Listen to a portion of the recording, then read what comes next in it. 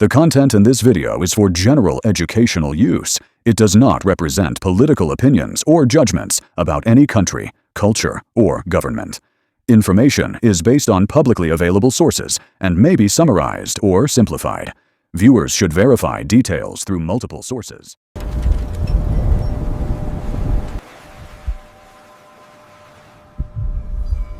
Way out in the middle of the Indian Ocean, there's a nation of almost 1,200 islands. They're these tiny little specks of coral and sand, so low to the water that when you stand on the shore, the whole world just feels like it's made of two things: water and sky. For thousands of years, life here was shaped by what you could see, and maybe more importantly, by what you couldn't. And that's where our story really begins. Just try to imagine it. You live your whole life completely surrounded by this endless, endless water. The ocean isn't just, part of the view. It's everything. It gives you food, it's the only road to other places, and it holds all the mysteries. Your entire life is just tied to its moods, its tides, and all of its secrets. That quote, it just captures everything, doesn't it? It comes from an old fisherman, and it points to this really deep, ancient idea that the sea is alive. It's not just water. It gives, for sure, but it also takes. And right there, in that gap between being thankful and being terrified, that's where the stories come from. Stories to make sense of all the things that just don't make sense. So for literally thousands of years, the rhythm of life here was all about the monsoon winds and the ocean currents. That was it. Maldivians, well, they became incredible boat builders and navigators. Their whole culture was basically woven from things like coconut fiber rope and the salt of the sea. Their connection to the water was absolute, and you better believe their respect for whatever lived down in the deep was too.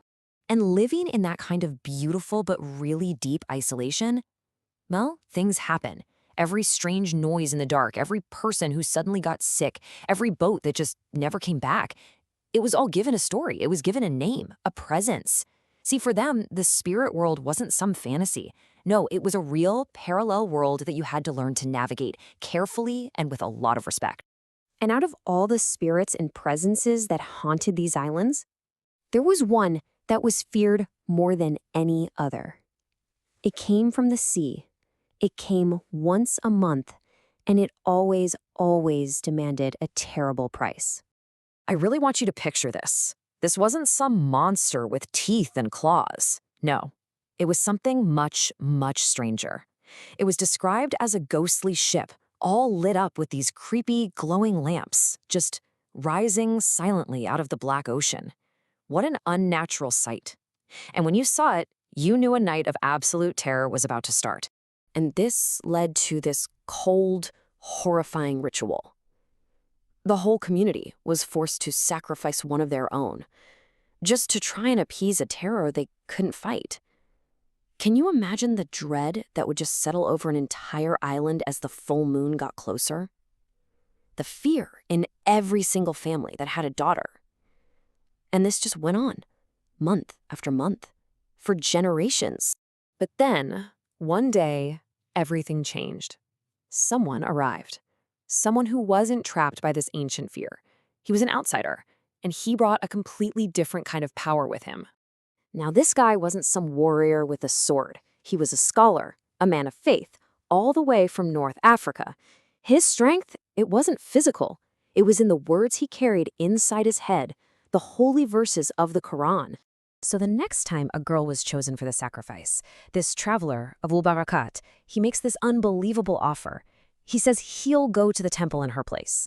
So as night fell, there he was, sitting all alone in that temple. Not with a weapon, but with just his voice, chanting the Quran. He was facing down this ancient terror with nothing but a timeless prayer. And the demon, it never showed up. The story goes that the power of his recitation just drove it away for good. The king was so overjoyed, he kept his promise. And this event, which was written down centuries later by the famous traveler Ibn Battuta, this became the story of how the whole nation converted to Islam. Think about that. A story about a sea monster became the story of an entire nation's soul. But here's the thing. The Ranamari was just one shadow in a world that was absolutely full of them. The spirit world of the Maldives, well, it was a pretty vast and crowded place. You had all sorts of beings. There were the Handi, these female spirits who were said to be beautiful but also incredibly dangerous.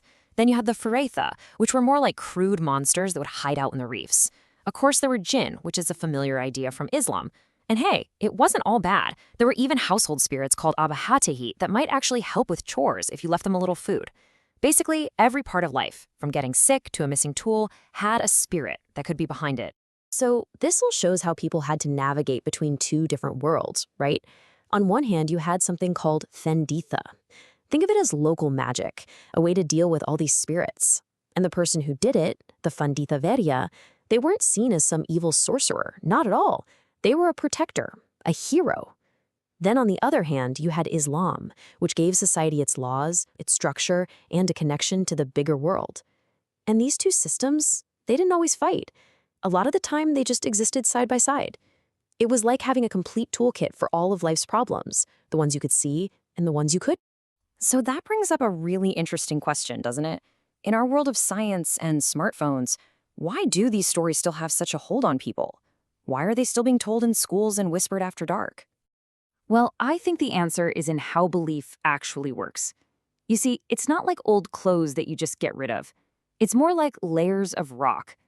The oldest beliefs, worshiping the sun and the sea, they're still down there, at the very bottom. Then a layer of Buddhist traditions came on top of that. Then a layer of Islam. But the folklore, these stories of the spirits, that's like water that seeps through all the layers, carrying memories that the official history books might leave out. Because at the end of the day, these aren't just scary stories to tell around a fire. The legend of the Ranamari isn't really just about a sea demon. It's a powerful metaphor for huge cultural change. And the tales of all the other sea spirits, they're not just to frighten sailors. They're lessons in survival. They're constant reminders of just how powerful the ocean is and how small we are in comparison. They teach a kind of deep, profound humility. And that brings us to one last pretty haunting thought. In a country where the land itself is literally threatened by rising sea levels, these old stories suddenly feel incredibly urgent. They're a kind of cultural memory that's tied to the actual ground people stand on. So it leaves us with a question, and it's not an easy one. What happens to a spirit when the island it haunts disappears? What happens to a memory when the place where it was born is just washed away by the tide?